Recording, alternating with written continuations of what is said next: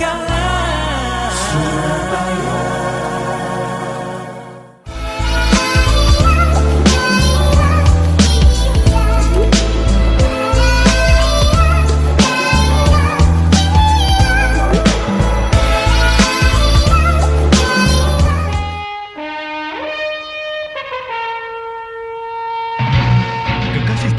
Hingga saat ini Anda masih nikmati Bincang Pagi 1062 Radio Sangkakala.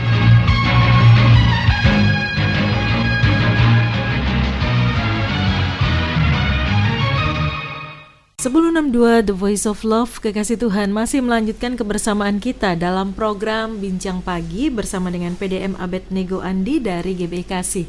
Kami tadi berbincang tentang tenang. Kekasih Tuhan, silahkan Anda mulai bisa bergabung bersama dengan kami. Telepon 0315046000, SMS atau WA di 0813-330-60.000. Pak Abednego, ada Ibu F yang bergabung. Shalom Pak Abednego. Ya, shalom. Bagaimana menghalau ketakutan dan cemas jika kita belum juga melihat situasi yang membaik, yang tidak membaik? Karena ketika situasi yang buruk justru kita panik lebih dulu meskipun sudah berdoa. Menjaga iman itu banyak tantangan, Pak. Misalnya menghadapi orang-orang tidak bertanggung jawab, tidak membereskan hutang di marketplace, ditagih halus bulet, ditagih kasar kita masuk bui. Oke, jadi ada 2 poin ya. 2 poin pertanyaan, Pak. Yang pertama dulu, bagaimana menghalau ketakutan dan cemas? Sudah doa padahal. Karena situasinya belum juga membaik. Gimana bisa tenang sih? Iya, Bu Wahyu ini pintar pilih lagu gitu ya. Lagu tadi itu sudah menjawab gitu ya. Saya ingat lagu ini ketika mulai ada itu mulai ngehits itu, saya minta istri saya untuk mempopulerkan ngajar di gereja. Saya minta lagu ini gitu ya. Bersamamu ya. Bersamamu Bapak. Ya karena kita harus halau ketakutan karena kita tahu kita punya Tuhan bersama Tuhan itu ya. Dan di penutup tadi lagu itu kan bilang anugerah Tuhan besar, melimpah bagiku. Besar melimpah. Bukan hanya besar, melimpah.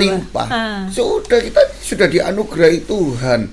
Dan setiap masalah yang terjadi ini kan tidak melebihi kekuatan kita. Tuhan Amin. Tahu porsi kita. Ya kita hadapi. Jadi masalahnya tergantung cara pandang kita. Kalau kita ini pandang sulit, ya sudah sulit gitu ya. Kita bilang masalah ini besar, ya besar gitu ya. Tapi kalau kita nih yakin, oke lah kita hadapi. Nah kalau kita bagaimana cara menghalau ketakutan? Nah orang dunia aja bilang berani karena benar gitu ya.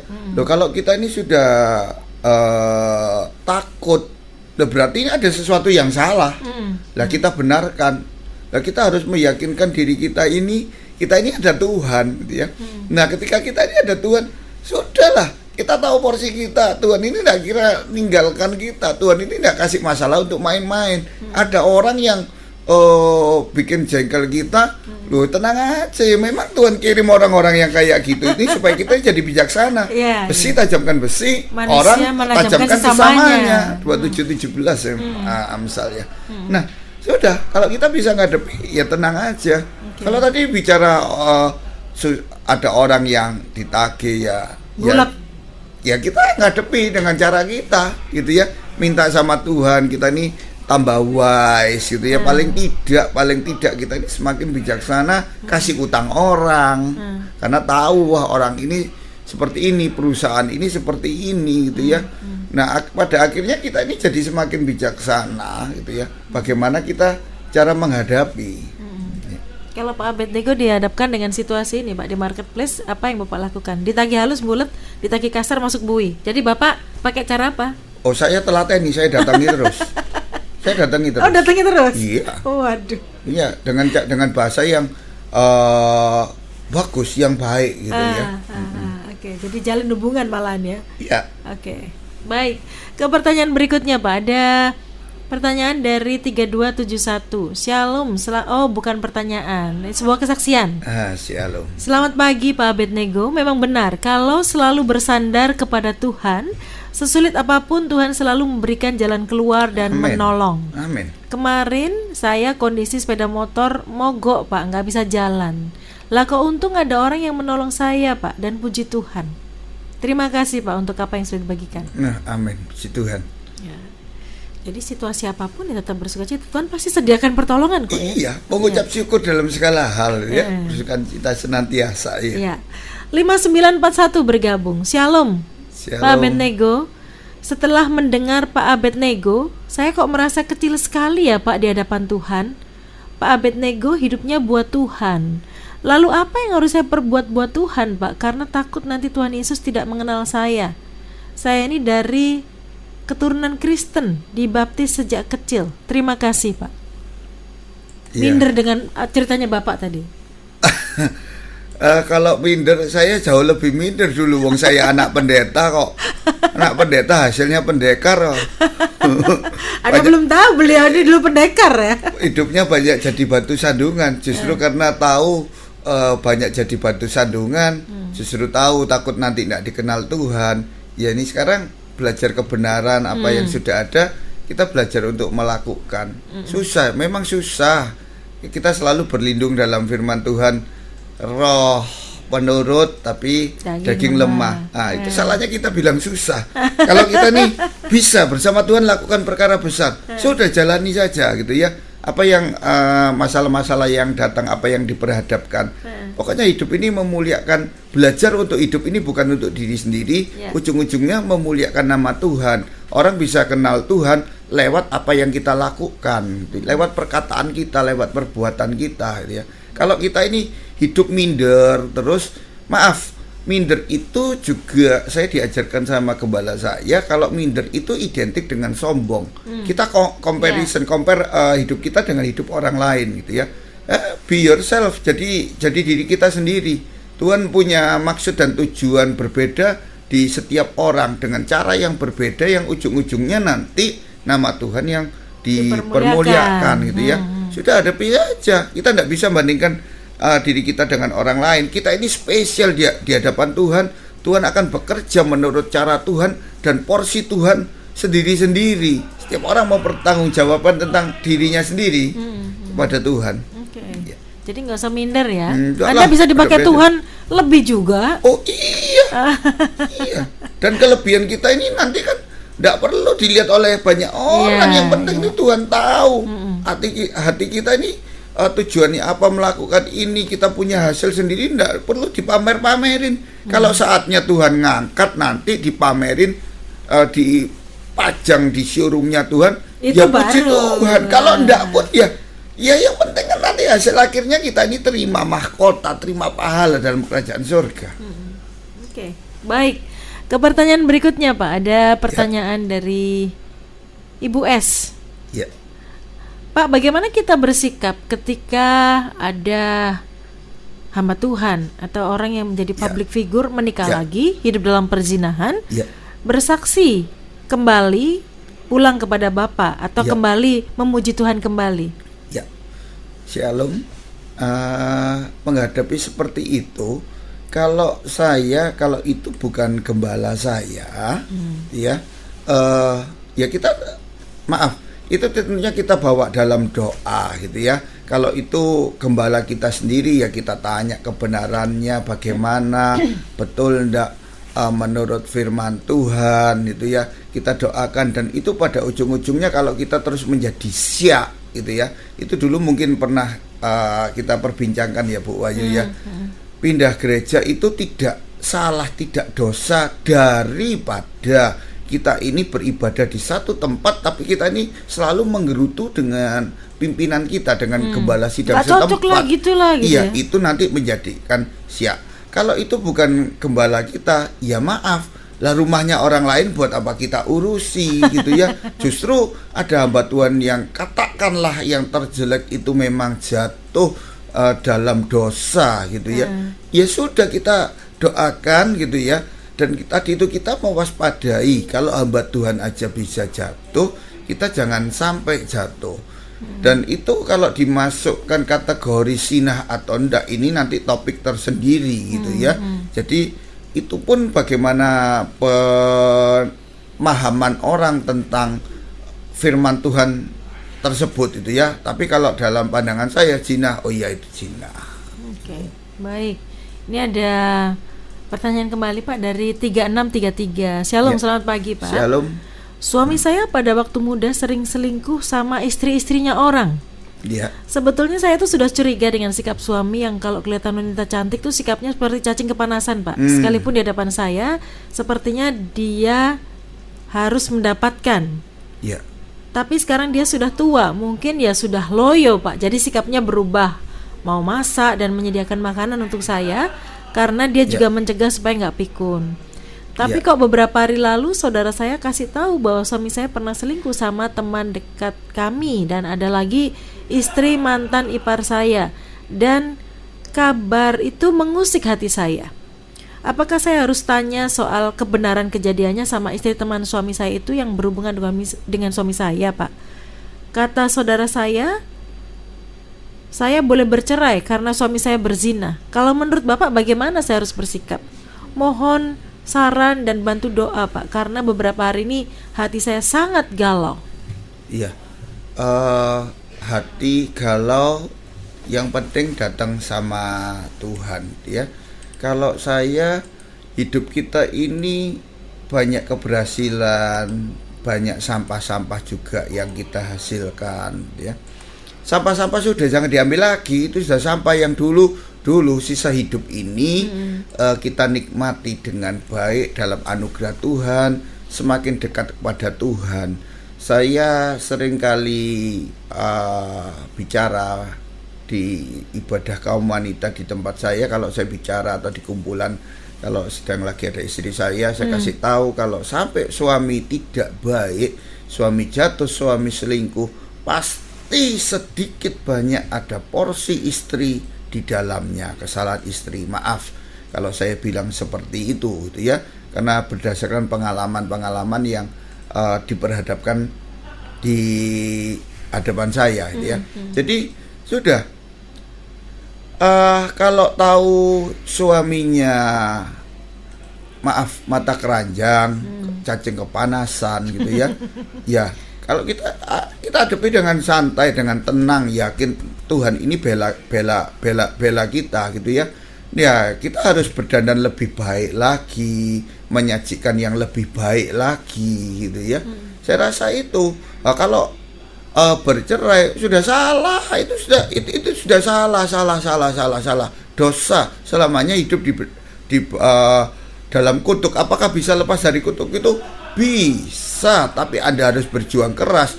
Lah kalau sudah itu buat apa? Kenapa kita enggak merubah merawat dengan lebih baik lagi, bawa dalam doa, semakin mengasihi. Tuhan datang ke dalam dunia itu cari orang berdosa gitu ya. Nah ini suami sendiri, dua jadi satu, ini bagian dari diri kita, kok tambah dibuang. Tahu suami tidak baik, justru kita ini angkat, pelihara jadi baik. Dulu tidak baik. Loh, firman Tuhan itu ngajar, balas, kalahkan kejahatan dengan kebaikan. Balaslah yang jahat sama yang baik. Orang lain aja jahat, kita harus balas baik. Orang lain saja. Lah ini suami sendiri yang jahat kok dibalas dengan jahat. Harusnya dibalas lebih baik lagi gitu ya. Sulit, iya. Kalau kita bilang sulit, ya sulit. Tapi firman Tuhan kalau dijalani itu tidak sulit. Bahkan ketika dijalani itu datangkan berkat. Dan sisa hidup yang ada ini, apa yang kita jalani nanti ya, itu mendatangkan berkat. Dan nanti, wah, dengan kasus-kasus seperti ini, justru ini baliknya pasti berkat. Baik. Berikutnya Pak, ada seorang ibu. Shalom Pak Andi. Ya, shalom. Saya janda 78 tahun. Sakit-sakitan Pak. Sudah minta ampun dosa-dosa saya ke Tuhan, sudah bertobat. Tapi kok penyakit-penyakit bermunculan ya Pak? Apakah Tuhan tidak mengampuni dosa saya? Saya sudah berserah sepenuhnya ke Tuhan Yesus. Usia 78. Mami saya 75 tahun. Baru berapa waktu yang lalu operasi jantung bypass di bulan September 2019. Bulan Desember masa-masa masih pemulihan, akrobat, jatuh dari kamar mandi, tangannya jatuh, patah. Iya, ini maaf, ini gembala, ini mami saya, orang tua Gembala. saya, ini gembala saya sampai guyon sama, bahkan saya katakan di mimbar. Ya saudara mungkin lihat ya, saudara bisa pikir untuk berpikir lagi untuk beribadah di gereja ini karena gembalanya kurang sakti. Ya, kita tidak boleh mengasihani diri. Kita ini hadapi dengan tenang, yakin Tuhan ini sudah mengampuni dosa kita. Maaf, dengan catatan kita ini sudah ngaku sama Tuhan, sudah bertobat dari, sudah tidak simpen dosa, sudah melepaskan pengampunan, tidak ada ikatan-ikatan sakit hati lagi, gitu ya, tidak hidup dalam dosa lagi. Sudah, semua yang terjadi mendatangkan kebaikan, gitu ya. Minta sama Tuhan, gitu ya. Saya yakin di usia ibu yang 78 tahun, kalau kita ini dikasih umur panjang sama Tuhan, kita ini cari, sudah usia 78 tahun, maaf, ini masih bisa bernafas, masih bisa hidup. Wah, Tuhan ini masih mau pakai saya. Ada sesuatu yang Tuhan mau kerjakan dalam hidup saya. Wah, paling tidak saya ini jadi tiang doanya gereja di mana ibu beribadah. Doakan gembala sidang, doakan para pelayan Tuhan, doakan hamba Tuhan yang akan khotbah nanti. Terus jangan mikiri masalahnya, tapi mikiri bahwa kita ini masih hidup, masih ada yang Tuhan percayakan sama diri kita. Hidup ini jadi berkat. Hidup ini memang sementara, tapi masih ada kesempatan. Kita tidak tahu kok, sama-sama ini kita sisa berapa tahun, tidak tahu. Tapi di sisa hidup kita ini, waduh, kita harus berbuat sesuatu untuk balas cinta kasih Tuhan yang sudah kasih kita hidup sampai usia 78 tahun. Berapa tahun yang Tuhan kasih hidup ini, kita ini berusaha menyenangkan hati Tuhan. Balas, tadi ya Bu Wahyu bilang, seng-ceng liyo po. Seng-ceng li. Ya taulah membalas kebaikannya Tuhan. Nggak usah kita mikirin masalah kita. Tenang aja, sehat, kuat, umur panjang dalam Tuhan. Amin. Baik, Pak Abednego, bisa disimpulkan dari perbincangan kita pagi hari ini dan silakan tutup dalam doa. Ya, bukan masalah yang salah datang pada kita, bukan orang yang salah datang pada kita. Semua itu mendatangkan kebaikan. Tapi cara kita merespon masalah itu yang jadi salah. Kalau kita ini hidupnya tenang gitu ya, ada angin ribut, sudah dengan kuasa Tuhan, dengan Tuhan yang ada di dalam hidup kita ini, diam, tenanglah, dan kita ini bisa menenangkan diri kita sendiri, gitu ya. Kita jadi tidak menambahi masalah yang sudah ada, gitu ya. Kita tenang, kita hadapi bersama Tuhan, lakukan perkara-perkara besar, gitu ya. Tenang itu menyelamatkan hidup kita. Tenang itu kita tahu bahwa ketenangan itu hanya bisa didapat dari Tuhan, karena kita ini punya Tuhan. Dan pada akhirnya dengan sikap kita yang benar ini, ketika kita menghadapi setiap permasalahan, tenang itu yang mendatangkan berkat buat kita, ya. Amin. Saya rasa itu, mari kita sama-sama berdoa para kekasih Tuhan. Tuhan, kami mengucap syukur buat pagi hari ini. Tuhan baik buat kami. Kami yakin tidak ada yang salah kok dengan yang semua yang datang pada kami. Kami tahu itu seizin Tuhan. Bahkan kalaupun itu terjadi gara-gara kesalahan kami yakin saat kami tobat, kami minta tolong sama Tuhan, kami mengakui kesalahan kami, yang salah itu pun Tuhan bisa lakukan mendatangkan kebaikan buat kami. Pagi hari ini kami mohon ampun atas setiap kesalahan kami, dosa kami, salah kami merespon. Tuhan ampuni kami Tuhan. Bahwa kami mulai berpikir dengan benar, bahwa kami mulai introspeksi kenapa ini terjadi, bahwa kami semakin dekat sama Tuhan, yakin iman kami semakin bertumbuh, pengharapan kami hanya berharap kepada Tuhan. Kami tahu kami ini punya Tuhan, dalam hidup kami ada Tuhan. Kami yakin kami bisa hadapi setiap permasalahan, kami keluar lebih dari seorang pemenang. Bahkan cara kami menghadapi ini pun mendatangkan berkat buat orang lain. Perkataan kami beda, cara menghadapi kami beda. Kami tidak khawatir dan banyak orang diberkati lewat kehidupan kami. Bukan hanya saja kami bisa keluar dari setiap permasalahan kami, tapi cara kami Tuhan itu jadi berkat buat orang lain. Kami mengucap syukur buat kebaikan Tuhan.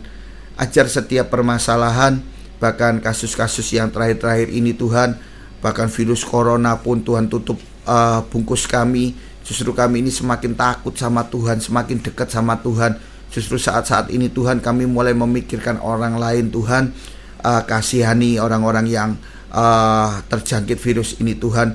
Beri kesembuhan yang secepatnya Tuhan. Dokter dari segala dokter, kalaupun obat ini masih belum diketemukan, kami yakin secepat mungkin Tuhan vaksinnya segera diketemukan. Tuhan beri hikmat para dokter yang sedang mencari vaksin ini Tuhan Yesus.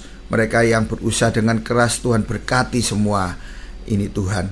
Kami mengucap syukur, dan di akhir ini Tuhan berkati Radio Sangkakala ini yang terus menjadi saluran berkat. Lewat radio ini nama Tuhan dipermuliakan. Banyak orang yang mendapat jawaban, bahkan banyak orang boleh mengenal Tuhan sebagai Tuhan dan Juru Selamat lewat radio ini Tuhan. Terima kasih Tuhan, kami mengucap syukur, dan pagi hari ini, sepanjang hari ini kami serahkan dalam tangan Tuhan. Kami hadapi masalah ini, kami yakin hari ini sampai seterusnya kami penuh dengan keberhasilan karena ada Tuhan dalam hidup kami. Kami di dalam nama Tuhan Yesus Kristus, satu-satunya Juru Selamat kami yang hidup, kami berdoa, kami mengucap syukur. Haleluya, amin. Amin. Pak Abednego, terima kasih sudah menjadi berkat pagi hari ini. Iya, Tuhan memberkati, Pak. Terima kasih, Tuhan memberkati. Amin. Sampai ketemu lagi, Pak. Ya, siap. Amin. Dan kekasih Tuhan, dengan demikian tentu sudah kebersamaan kita dalam program Bincang Pagi. Kekasih Tuhan dimanapun Anda berada, apapun situasi yang diperhadapkan di depan kita, tetap tenang, karena tenang itu menyelamatkan kita. Dan ketenangan itu hanya bisa kita dapatkan dari Tuhan. Tetap dekat kepada Tuhan, bergantung, berharap kepada Dia, karena dengan melakukan hal itu akan mendatangkan berkat buat kita, dan juga kita mendatangkan berkat juga bagi orang lain. Bersama dengan Tuhan, Anda dan saya sanggup melewati setiap tantangan di depan kita. Saya Wahyu Widiawati pamit undur. Selamat pagi, selamat beraktivitas. Tuhan Yesus memberkati.